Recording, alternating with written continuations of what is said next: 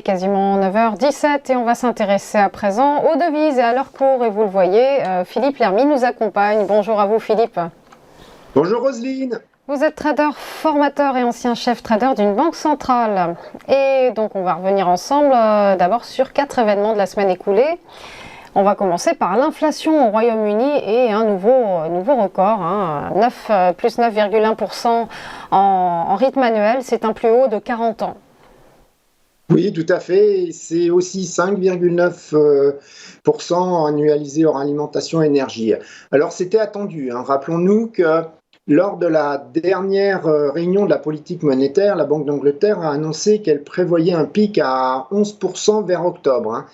Et puis, la légère baisse que je viens hors alimentation et énergie est en trompe-l'œil, car elle est due à des effets de base. Alors, sur le graphe, on voit que l'indice a été poussé par les prix de l'alimentation, tandis que la hausse des prix dus à l'énergie se stabilise, certainement temporairement. Il y a eu aussi l'habillement, le loisir et la culture qui ont contribué négativement, mais ça n'a rien de significatif, car pour l'habillement, ce sont aussi des effets de base. Et pour les loisirs, c'est dû au prix volatile, donc sur les ordinateurs de gaming, donc ça n'a rien de significatif. Alors le problème, c'est qu'avec cette inflation élevée, la confiance des consommateurs anglais, elle est au plus bas depuis les années 1970. Il y a eu les magasins dans l'alimentaire qui constatent une baisse des volumes de vente de 1,6% pour le mois de mai. Ce qui explique le recul des ventes au détail qu'on a vu au Royaume-Uni, et cette baisse, malheureusement, elle pourrait bien continuer. Alors peut-être probablement modérément, car comme les Américains, les Anglais ont épargné durant la pandémie. Alors par conséquent, cette demande modérée, elle va diminuer toute velléité des entreprises à passer la hausse des coûts des matières premières sur les prix aux consommateurs. Et ça devrait inciter la BOE à monter ses taux, mais seulement de façon modérée, afin d'éviter que le pays ne tombe en récession. Alors quand on regarde, le marché il intègre à 82% une deuxième hausse des taux de directeur de 50 basis points pour la réunion d'août. Alors le marché il est en train de diminuer son anticipation qui était plutôt agressive. Il y a une semaine, la probabilité de 50 basis points était de 94%. On va poursuivre avec l'audition du président de la Fed devant le Congrès américain, évidemment. Donc la Réserve fédérale qui veut agir, on le sait, de façon expéditive et radicale concernant les hausses de taux directeurs. Oui, alors j'ai noté quelques phrases qui me semblaient importantes dans le discours du président de la Fed durant ces 2 jours d'audition. Alors, il indique que la dépense des consommateurs reste forte et que le marché du travail est extrêmement fort et qu'il y a un risque que le taux de chômage remonte. L'inflation a surpris à la hausse et il y a d'autres surprises pourraient encore arriver. Voilà ce qu'il nous annonce. Il nous dit aussi que l'inflation est plus dirigée par la demande que dans d'autres pays et qu'il n'y a pas de preuve convaincante que celle-ci est en train de ralentir. Alors, il trouve certaines hausses de salaire inconsistante avec une inflation à 2%. Alors il a quand même précisé qu'il ne veut pas la réduction des salaires, mais une allure plus soutenable des augmentations.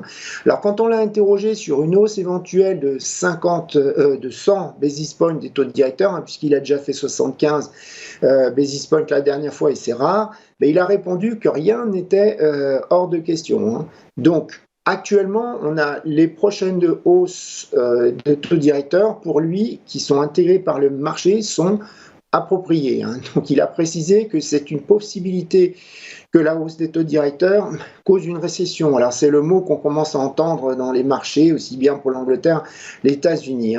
Alors est-ce qu'il y a eu un changement d'anticipation du marché suite à ces 2 jours d'audition? On voit que le marché il intègre maintenant à 96% une nouvelle hausse des taux directeurs de 75 points de base pour la réunion de juillet, et ça ferait des taux directeurs à 3,36 pour la fin de l'année. Avant, la hausse des taux de 75 BP, c'était un peu plus bas, 85%, mais à l'inverse, il y avait des taux anticipés pour la fin de l'année à 3,45%, voilà. Donc on a une hausse initiale un peu plus forte qui est anticipée maintenant, mais plutôt un ralentissement après à venir. Alors grosso modo, c'est ce que les membres de la Fed indiquaient lors de la réunion politique monétaire, enfin la dernière, à savoir des taux directeurs qui se situeraient entre 3,25% et 3,50% pour la fin de l'année. Alors, le graphe que je vous montre, c'est ce que les traders surveillent à nouveau attentivement, c'est l'inversion de la courbe des taux des obligations américaines de 10 ans. Donc la courbe en violet. Pourquoi? Parce qu'elle a été un bon indicateur de récession par le passé. Donc là, elle est légèrement positive à 7 points de base. En 1980, avec une inflation à 15%, elle avait été jusqu'à moins 170 points de base. Donc on voit que avec l'eurodoll, il y a une certaine corrélation. Donc l'eurodoll est en orange. Donc c'est à surveiller. On poursuit avec les indices des directeurs d'achat en zone euro. Et donc ces indices sont tous surpris défavorablement. Oui, et aussi bien en France, en Allemagne et pour la zone euro en entier. Que ce soit dans l'industrie, dans les services, tous les chiffres ils sont en baisse assez marquée. Alors, le plus, ce qu'il y a aussi, c'est qu'on a certaines composantes de ces indices qui sont sous 50, donc en contraction. C'est le cas, par exemple, de la production zone euro, qui repasse sous ce seuil à la baisse pour la première fois depuis juin 2020. Alors, on sent que l'effet de reprise post-pandémie commence à s'estomper. Donc, on peut dire qu'on a une perte nette assez prononcée de dynamisme de l'activité. Alors on a une petite lumière au bout du tunnel quand même, les délais de livraison et les arriérés de production signalent une atténuation des difficultés d'approvisionnement. Alors pour le trading intraday, ce sont des chiffres importants, puisque l'eurodoll, sur ses annonces, il a perdu 83 pips. On poursuit avec la guerre en Ukraine et évidemment toujours ce souci majeur qui est représenté par le gaz en zone euro. C'est un problème majeur pour l'Allemagne, pour les Pays-Bas, pour la France évidemment et ce sont des pays qui prennent des mesures pour lutter contre les problèmes d'approvisionnement. Oui, alors l'Allemagne a instauré des stades d'urgence concernant l'énergie. Et donc, on a eu le ministre de l'économie, M. Habeck, qui a annoncé jeudi dernier que le déclenchement du stade 2 sur 3 était imminent. Alors, on parle d'un 7e paquet de sanctions qui pourrait maintenant inclure le gaz, mais enfin concrètement on voit bien que c'est Poutine qui coupe l'herbe sous le pied aux Occidentaux. La semaine dernière, les prix du gaz naturel sur le marché européen, le TTF, ont explosé à un plus haut de 3 mois à 130 € du mégawattheure après que la Russie a eu coupé les approvisionnements donc via le pipeline Nord Stream 1, donc qui ont été réduits de 60%. Alors au total, comme vous le voyez sur les graphes, les importations de gaz russe vers l'Europe ont diminué de 53% depuis le début de la guerre. Alors, il y a actuellement d'habitude, je dirais, il y a des maintenances annuelles sur le Nord Stream 1. Donc, on le voit sur le graphe en juillet 2021. On voit qu'il y a une baisse de la courbe bleu foncé qui s'effondre temporairement. Mais d'habitude, c'est entre le 10 et 20 juillet, c'est pas maintenant. Donc, la Russie, elle a prétexté de problèmes techniques de maintenance de turbines Siemens qui sont réparées au Canada et qui pourraient ne pas revenir à cause des sanctions internationales. Donc, concrètement, l'Allemagne reçoit 30% de gaz en moins depuis, ce qui va rendre évidemment difficile le remplissage des sites de stockage avant l'hiver. Alors, donc, comme je vous le disais au début, l'Allemagne va rehausser le statut d'urgence sur le gaz de 2 à 3. Donc, le ministre de l'économie allemand, M. Habeck, il a donc même parlé d'effet Lehman sur le système énergétique. Alors pour l'instant, on a des capacités de stockage en Europe qui sont remplies à 55%. Donc c'est légèrement en avance comparé aux années précédentes, mais si Nord Stream 1 n'est pas réparé d'ici la fin juillet, il y aura des manques. Donc ça va impliquer des prix du gaz qui vont franchir facilement les 200 € du mégawattheure et des rationnements. On l'a entendu ce dimanche avec une annonce sur par les principaux intervenants en Europe, en France, c'est-à-dire Engie, EDF et Total Energy, qui ont appelé les particuliers à rationner l'électricité, enfin l'usage de l'énergie dès maintenant. Hein. Alors qu'est-ce que ça signifie, le stade 2 sur 3 d'urgence énergétique pour l'Allemagne? Alors pour les consommateurs, rien concrètement, hein, même que ce soit les industries ou les ménages. Par contre, il y a une loi qui va être votée, qui devrait être votée le 8 juillet prochain, qui va demander aux fournisseurs d'énergie d'utiliser plus de sources alternatives. Ça veut dire donc la réouverture de centrales électriques au charbon. Il y aura aussi une obligation d'information quotidienne par tous les acteurs de marché et notamment les opérateurs du réseau de transmission allemand auprès du ministère de l'économie. Hein. Alors, la Commission européenne sera avertie en temps réel. Hein, et puis, on aura aussi les opérateurs du réseau électrique allemand qui devront se coordonner pour stabiliser le réseau. Hein. Voilà. Alors, donc, ce que je vous disais, c'est que si jamais on passait au stade 3, qu'est-ce qui se passerait? Les rationnements seront d'abord mis en place dans l'industrie, et puis les ménages ensuite, et les institutions critiques telles que les hôpitaux seront épargnés. Hein. Alors, est-ce que l'Allemagne va passer inévitablement au stade 3?